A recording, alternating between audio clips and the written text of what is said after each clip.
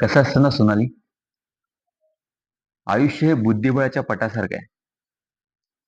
आणि बुद्धिबळ हा क्रिकेट सारखा ताकदी नाही, तर मेंदूने खेळायचा असतो.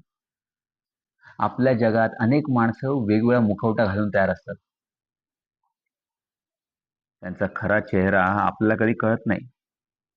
मग त्यांना मात देण्यासाठी आपल्यालाही कधी कधी पराजयाचा मुखवटा चढवावा लागतो. नाही कळलं ना? मी सांगतोच ना. हा बघ, हा वजीर.